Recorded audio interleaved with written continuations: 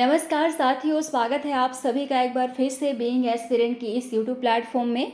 और आज हम लोग एक नई वीडियो के साथ सामने आए हैं जिसमें हम लोग अभ्यास करेंगे हमारे छत्तीसगढ़ प्रदेश के करंट अफेयर को और साथ ही साथ आर्थिक सर्वेक्षण के सवालों को भी देखेंगे जो कि आपके अक्सर एग्जाम में पूछे जाते हैं। तो यहाँ पे मैंने कुछ एग्जाम्स के नाम लिखा हुआ है जिसमें आपने देखा होगा, रिसेंट में इनकी चर्चाएं सुनी होंगी और इन सारे के सारे एग्जामों में करंट अफेयर के सवाल बनते हैं, आर्थिक सर्वेक्षण के सवाल बनते हैं। इसीलिए आप अच्छे से अभ्यास कीजिएगा। और अभ्यास कहाँ से करेंगे? अभ्यास की शुरुआत आप यहाँ से करेंगे। चलिए शुरू करते हैं। आपके पास यहाँ पे पहला सवाल है, आपको बताने हैं निम्नलिखित में से छत्तीसगढ़ राज्य का कौन सा वन वृत्त वनों की उपलब्धता की दृष्टि से सबसे छोटा है। आपको यहाँ पे छोटा बताना है। रायपुर, कांकेर, जशपुर या जगदलपुर, कौन सा सबसे छोटा है वन वृत्त के अंतर्गत दृष्टि से। हमारे पास वन वृत्त कितने हैं? वन वृत्त यानी कि फॉरेस्ट सर्कल कितना है? 6 हमारे पास है, जिनमें सबसे बड़ा कौन सा है? सबसे बड़ा है बिलासपुर और सबसे छोटा कौन सा है? दुर्ग है। तो आपको यहाँ पे दिए हुए ऑप्शंस में से बताना है कि सबसे छोटा वन वृत्त कौन सा है। कौन सा हो जाएगा ऑप्शन नंबर 2 यहाँ पे सही जवाब हो जाएगा। कांकेर दिए गए ऑप्शंस में से सबसे छोटा है तो ऑप्शन नंबर 2 इसका सही जवाब हो जाएगा। चलो अगला सवाल देखो। हाल ही में छत्तीसगढ़ प्रदेश में 4 नवीनतम चिकित्सा महाविद्यालय की स्थापना का प्रावधान किया गया है। निम्नलिखित में से किस जिला में स्थापित नहीं किया जाएगा? बस्तर, जांजगीर, मनेन्द्रगढ़ या कबीरधाम। चलिए बताइएगा। ये अभी रिसेंट में हमारे बजट में आया हुआ था और यहाँ से सवाल बन सकते हैं, तो आप इसको अच्छे से प्रैक्टिस करेंगे। चलिए बताइएगा क्या हो जाएगा सही जवाब इसका। इसका सही जवाब होगा बस्तर में नवीन चिकित्सा महाविद्यालय की स्थापना नहीं की जाएगी। बस्तर संभाग में तो है लेकिन बस्तर जिले में नहीं है। बस्तर संभाग में कहाँ पर है? दंतेवाड़ा में है। तो दंतेवाड़ा, जांजगीर चांपा, मनेन्द्रगढ़ और कबीरधाम, ये 4 जिले हैं जहाँ पे नए चिकित्सा महाविद्यालय की स्थापना की जाएगी, जो रिसेंट में हमारे बजट में आया था। ठीक है, चलो अगला सवाल देखते हैं। हाल ही में प्रदेश में नवीन अप्रैल ट्रेनिंग एंड डिजाइनिंग सेंटर कहाँ स्थापित है? आपको बताना है नया वाला कहाँ पर स्थापित किया गया है। सुकमा, अंबिकापुर, परसिया या पारसगढ़ी, कहाँ पर स्थापित किया गया है? नया वाला यानी कि 4th वाला बोला जा रहा है, 2019 में जिसकी स्थापना की गई थी। कहाँ कहाँ पर है? रायपुर में है, भिलाई में है और राजनांदगांव में है। तो चौथा वाला आपको बताना है कहाँ पर है। क्या हो जाएगा सही जवाब? ऑप्शन नंबर 1 यानी कि सुकमा इसका सही जवाब हो जाएगा। जहाँ पर आपको क्या देखने को मिलेंगे? जहाँ पर आपको जितने भी टेक्सटाइल हैं उनके इंडस्ट्री देखने को मिलेंगे। वहाँ पे कटिंग, वहाँ पे टेलरिंग, पैकेजिंग, सभी वहाँ पे सुविधाएं उपलब्ध हैं। इसी को बोला जाता है अप्रैल ट्रेनिंग एंड डिजाइनिंग सेंटर। कहाँ हो जाएगा? सुकमा हो जाएगा। चलो अगले सवाल देखते हैं। क्वेश्चन नंबर 4 है, प्राथमिक क्षेत्र के अंतर्गत कौन सा क्षेत्र शामिल है? आपको बताने हैं कौन कौन से एरियाज आते हैं। कृषि, पशुपालन, मछली पालन, वानिकी। पशुपालन, खनन, उत्खनन, कृषि, मछली पालन। वानिकी, कृषि, खनन, उत्खनन, मछली पालन। या 4th नंबर का कृषि, उत्खनन, खनन, उत्खनन, पशुपालन, वानिकी या मछली पालन। क्या हो जाएगा सही जवाब इसका? चलिए बताइएगा। प्राथमिक क्षेत्र के अंतर्गत पूछा हुआ है, क्या हो जाएगा सही जवाब इसका? तो इसका सही जवाब होगा प्राथमिक क्षेत्र के अंतर्गत P4 प्राथमिक और P4 प्राथमिक यानी कि 5 एरिया आते हैं। कौन कौन से? कृषि, खनन, उत्खनन, पशुपालन, वानिकी और मछली पालन। ये 5 एरिया प्राथमिक क्षेत्र के अंतर्गत आते हैं। प्राथमिक क्षेत्र में यदि खनन उत्खनन को हटा देंगे तो आपको कृषि क्षेत्र मिल जाता है, जो कि पिछले साल के क्वेश्चन में यहाँ से सवाल बना हुआ था। ठीक है, चलो अच्छे से पढ़ना इसको। अगला सवाल देखते हैं। अगले सवाल में आपको बताने हैं दीनदयाल उपाध्याय ग्रामीण कौशल योजना से संबंधित नहीं है। आपको बताना है। ऑप्शंस देखो। योजना की समय अवधि अधिकतम 3 वर्ष की है। योजना के अंतर्गत 15 से 35 वर्ष की सभी वर्ग समूह के युवक युवतियों को शामिल किया गया है। योजना के अंतर्गत रोशनी कार्यक्रम संचालित की जा रही है। आपको बताना है योजना से संबंधित कौन सा पॉइंट नहीं है। चलो सॉल्व करो इसको। और इस तरह के सवाल ना CGPSC अक्सर पूछती है। तो और इस बार तो हॉस्टल वार्डन के लिए छत्तीसगढ़ PSC ही एग्ज़ाम ले रही है और छत्तीसगढ़ PSC का एग्ज़ाम तो हर वक्त होता है, यानी कि जो मेन वाला एग्ज़ाम होता है फरवरी में वो भी होता है, तो उसमें भी ये वाला सवाल पूछा जाएगा। तो दोनों के लिए आपको पढ़ना है। ठीक है, चलो सॉल्व करें इसको। क्या हो जाएगा? चलो देखो ऑप्शंस देख लो। योजना की अवधि अधिकतम 3 वर्ष की है, बिल्कुल सही है। दीनदयाल उपाध्याय ग्रामीण कौशल योजना की अवधि 3 वर्ष की है, बताया गया है। अगला देखो इसका क्राइटेरिया क्या है, इसमें कौन कौन से शामिल है। इसमें 15 से 35 वर्ष के युवक युवतियाँ तो शामिल है, लेकिन ग्रामीण क्षेत्र के जो गरीब परिवार वाले हैं, बीपीएल वाले हैं, उनको शामिल किया गया है, न कि सभी लोगों को। तो इसमें क्या बोला है, सभी समूह को बोला है, तो ये क्या हो जाएगा, ये गलत हो जाएगा। अगला देखो, योजना के अंतर्गत रोशनी कार्यक्रम संचालित की जा रही है, जो कि बिल्कुल सही है। तो इस सवाल का सही जवाब क्या हो जाएगा, संबंधित नहीं है पूछा है तो ऑप्शन नंबर 2 किस में है, ये वाला देखो ऑप्शन नंबर सी सही हो जाएगा, क्योंकि 2 गलत हैं। एक इंपॉर्टेंट बात यहाँ पे ये ध्यान रखना कि अभी आपने इसे सुना होगा एडीओ के एग्जाम भी होने वाले हैं ना, तो एडीओ का ये वाला मेन टॉपिक है, आपने पढ़ा होगा NRLM। NRLM क्या होता है, राष्ट्रीय ग्रामीण आजीविका मिशन, इसके अंतर्गत ये वाला योजना को शामिल किया गया है। किसके अंतर्गत, NRLM के तहत दीनदयाल उपाध्याय ग्रामीण कौशल योजना को शामिल किया गया है, जो कि एडीओ का मेन टॉपिक है। इससे भी सवाल वहाँ पे एडीओ में बन सकता है। तो इस वाले सवाल से 3 एग्जाम आपके टारगेट होते हैं। एक तो हमारा छत्तीसगढ़ PSC जो फरवरी में होता है, एक हमारा हॉस्टल वार्डन में भी पूछा जाता है यहाँ से, और एक तो हमारा एडीओ का एग्जाम हो गया। तो इसको आप अच्छे से पढ़ना, यहाँ से क्वेश्चन बनेगा ही बनेगा। ठीक है, चलो अगला सवाल देखते हैं। निम्नलिखित कथनों पर विचार कीजिए, आपको यहाँ पे बताने हैं। वर्ष 2017-18 में कृषि की वृद्धि दर ऋणात्मक रही। प्रदेश में कृषि भूमि के अंतर्गत फसली क्षेत्र सर्वाधिक बेमेतरा जिले का है। अगला देखो, प्रदेश में रागी का उत्पादन सर्वाधिक बस्तर क्षेत्र में होता है। चलिए बताइएगा कौन सा यहाँ पे हो जाएगा, सत्य कथन आपको बताने हैं। पढ़िए, अब इसको सॉल्व करिए, क्या हो जाएगा सही जवाब इसका। देखो ऑप्शन देखो, कृषि के क्षेत्र में अगर ऋणात्मक वृद्धि की बात करें तो ये वाला ऑप्शन बिल्कुल सही है, क्योंकि 2017-18 में कृषि की जो वृद्धि हुई थी एकदम कम हुई थी 2017-18 में। तो ऑप्शन नंबर 1 यहाँ पे सही हो जाएगा। अगला देखो, प्रदेश में कृषि भूमि के अंतर्गत फसली क्षेत्र सर्वाधिक बेमेतरा जिले का है। ये वाला ऑप्शन गलत हो जाएगा, क्योंकि सबसे ज़्यादा जो कृषि भूमि के अंतर्गत आता है, फसल क्षेत्र आता है, वो राजनांदगांव में आता है सबसे ज़्यादा, और सबसे कम की बात करें तो बीजापुर में आता है। यहाँ पे बोला गया है सबसे ज़्यादा बेमेतरा, तो ये वाला गलत हो जाएगा। बेमेतरा दूसरे नंबर में आता है, पहले नंबर पे राजनांदगांव आएगा, दूसरे नंबर पे आएगा बेमेतरा, और सबसे लास्ट में आएगा बीजापुर। तो ये वाला ऑप्शन गलत हो जाएगा। अगला देखो, प्रदेश में रागी का उत्पादन सर्वाधिक बस्तर क्षेत्र में होता है। ये बिल्कुल सही हो जाएगा, क्योंकि बस्तर संभाग में आप देखोगे तो रागी का उत्पादन बहुत ज़्यादा होता है।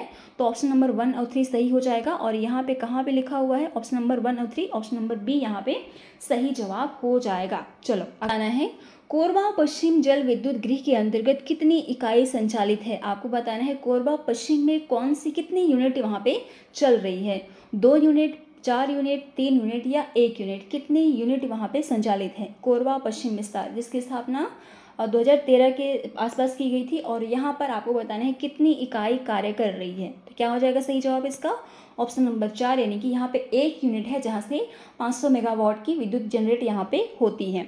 इसका राज्य लघु वन उपज सहकारी संघ का गठन कब हुआ था, जुलाई 2000, नवंबर 2000, अप्रैल 2000 या जनवरी 2000, कब हुआ था। छत्तीसगढ़ राज्य लघु वन उपज सहकारी संघ का गठन कब किया गया था। क्या हो जाएगा सही जवाब इसका, ऑप्शन नंबर 1 इसका सही जवाब हो जाएगा।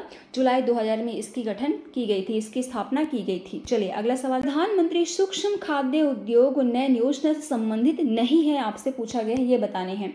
ऑप्शंस देखो, योजना की शुरुआत वर्ष 2020 में हुई है। प्रधानमंत्री सूक्ष्म खाद्य उन्नयन योजना की समयावधि 5 वर्ष तक की है। योजना के तहत प्रदेश का परिव्यय अंश 35% है।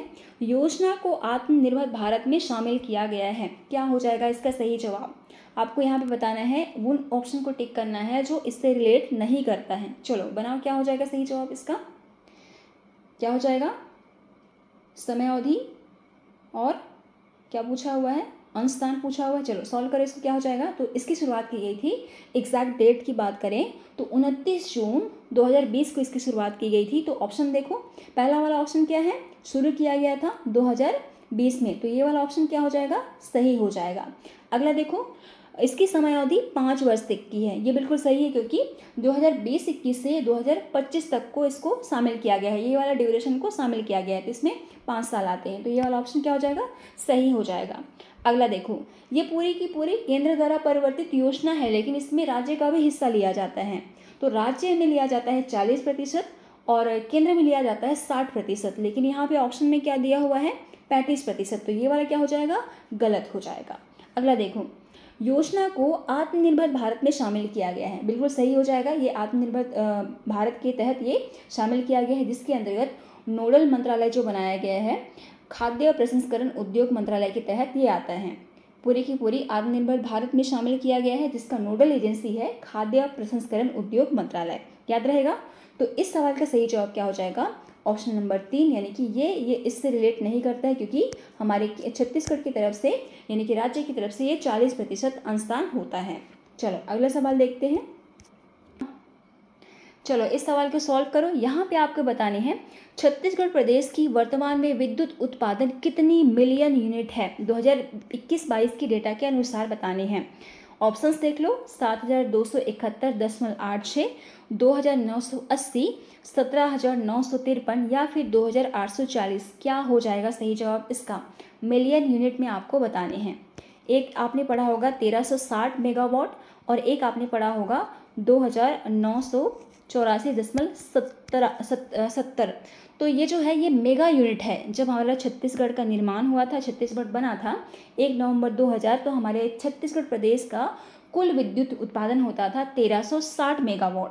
और जब वर्तमान में अक्टूबर 2022 के अकॉर्डिंग डेटा को देखें तो 2984.70 मेगावाट विद्युत उत्पादन किया जाता है। ये किस में है? ये मेगावाट में है, लेकिन सवाल क्या पूछा हुआ है?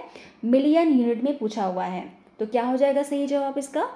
अभी वर्तमान में 17,953 मिलियन यूनिट का यहाँ पे विद्युत जनरेट होता है। कितना? ऑप्शन नंबर 3, 17,953 मिलियन यूनिट का विद्युत जनरेट होता है। याद रहेगा। एनर्जी वाले सवाल से सवाल आते ही आते हर किसी एग्जाम में अच्छे से पढ़िएगा। या तो इसमें पूछा जाएगा विद्युत वितरण हानि कितनी हुई, खपत कितना हुआ, उपभोक्ता की संख्या कितनी है, और छत्तीसगढ़ राज्य विद्युत मंडल की स्थापना कब किया गया। ये सारे सवाल कहीं ना कहीं देखने को मिलते हैं एनर्जी वाले चैप्टर से, तो इसको आप अच्छे से करिएगा। ठीक है, चलो अगला सवाल देखते हैं। अगले सवाल में आपको बताना है हाल ही में छत्तीसगढ़ प्रदेश का पहला रॉक गार्डन किस जिले में स्थापित किया गया। ये वाला करंट अफेयर तो अभी रिसेंट का है, पिछले वाले महीने का है, तो आपको इसको याद होना चाहिए। कहाँ पर स्थापित किया गया है पहला रॉक गार्डन? हमारे छत्तीसगढ़ प्रदेश में सरगुजा, सुकमा, सूरजपुर, बस्तर। कहाँ पर किया गया है? रमारम। याद होगा ना, कहाँ पर है रमारम? सुकमा में है। तो ऑप्शन नंबर 2 इसका सही जवाब हो जाएगा। चलो अगला सवाल देखो। लाख उद्योग में राज्य का देश में कौन सा स्थान है? आपको बताना है हमारे भारत देश में छत्तीसगढ़ का कौन सा नंबर है लाख के उत्पादन में? पहला, दूसरा, छठवां, 11वां। क्या हो जाएगा सही जवाब इसका? लाख का किसमें यूज होता है? चूड़ी बनाने वगैरह में इसका यूज होता है। तो इसका उत्पादन में करने वाला हमारा छत्तीसगढ़ कौन से नंबर में आता है पूरे देश भर में? कौन से नंबर में आता है? दूसरे नंबर में आता है। तो पहले नंबर में कौन आता है? पहले नंबर में आता है झारखंड, उसके बाद में दूसरे नंबर में आता है छत्तीसगढ़। याद रहेगा। चलो अगला सवाल देखते हैं। अगले सवाल में आपको बताना है छत्तीसगढ़ राज्य महिला उद्यमिता नीति लागू की गई है। आपको बताना है कौन कौन से वर्ष में लागू की गई है। जैसे हमने औद्योगिक नीति पढ़ा था ना 19 से लेकर 24 तक, वैसे ही महिला उद्यमिता नीति भी लागू किया गया है। आपको उसका टाइम ड्यूरेशन बताना है, 2019 से 25 तक, 2020 से 2026 तक, 2018 से लेकर 28 तक, या फिर 2023 से लेकर 2028 तक। क्या हो जाएगा सही जवाब इसका? क्या हो जाएगा? ऑप्शन नंबर 4, यानी कि 2023 से लेकर 2028 तक की जो टाइम ड्यूरेशन है उसको राज्य महिला उद्यमिता नीति लागू किया गया है इस टाइम ड्यूरेशन के लिए। चलिए याद रहेगा। चलो अगला सवाल देखते हैं। यहाँ सवाल बन सकता है, अभी जो महिला पर्यवेक्षक होने वाला है ना, तो उसमें ये सवाल पूछा जा सकता है, तो आप लोग इसको अच्छे से पढ़िएगा। चलो अगला सवाल देखो। छत्तीसगढ़ प्रदेश के अनुसूचित जनजाति आयोग के अध्यक्ष कौन है? यहाँ पे पूछा हुआ है एसटी आयोग का अध्यक्ष कौन है। ऑप्शंस देख लो, उमेश कुमार मिश्रा, भानु प्रताप मिश्रा, किरणमयी नायक या कुलदीप जुनेजा। कौन है यहाँ पे एसटी आयोग के अध्यक्ष? क्या हो जाएगा सही जवाब? तो ये जो आयोग वाला सवाल है ये आपको पॉलिटी में भी देखने मिलेगा। आयोग हो गया, अंतर्राज्यीय परिषद हो गया, यहाँ से सवाल आजकल पूछे जाते हैं पॉलिटी वाले से, तो आप लोग उसमें अच्छे से पढ़िएगा। फिलहाल में इस वाले क्वेश्चन का आंसर क्या हो जाएगा? अध्यक्ष पूछा है किसका? एसटी आयोग का। तो क्या हो जाएगा? ऑप्शन नंबर 2 इसका सही जवाब हो जाएगा। चलिए आखिरी सवाल की ओर चलते हैं, उसके बाद में वीडियो को एंड करते हैं। आपको यहाँ पे मिलेट्स के संबंध में सवाल पूछा गया है। चलिए आपको यहाँ पे बताना है सही नहीं है। कोदो कुट की रागी फसल की सब्सिडी देने वाला छत्तीसगढ़ प्रदेश एकमात्र राज्य है। छत्तीसगढ़ में स्थानीय बोली में कोदो को मड़वा कहा जाता है। अब तक राज्य के 28 जिले में लघु मिलेट प्रसंस्करण केंद्र स्थापित किए गए हैं। आपको यहाँ पे संबंधित नहीं है वो बताने हैं। चलो, तो इस वीडियो को हम लोग यहीं पे एंड करते हैं। यही वाले प्रश्न से हम लोग अगला वाला वीडियो शुरू करेंगे। और मिलेट वाले को अच्छे से पढ़िएगा, क्योंकि अभी रिसेंट में ये बहुत चर्चे में रहा था। यूनाइटेड नेशन के द्वारा भी मिलेट ईयर मनाया गया था, इंडिया के द्वारा भी मनाया गया था अलग से। इसके अलावा आप देखोगे तो हमारे उड़ीसा में भी इसके लिए प्रोग्राम किया गया था मिलेट से संबंधित। तो यहाँ से ओवरऑल सवाल बहुत अच्छे बनने के चांसेस हैं, इसलिए आप इसको अच्छे से पढ़िएगा। और अगला वीडियो जब हम लोग शुरू करेंगे तो इसी वाले सवाल से शुरू करेंगे। ठीक है, चलो मैं आपको मिलती हूँ अगले वाले वीडियो में। तब तक के लिए आपको थैंक यू सो मच।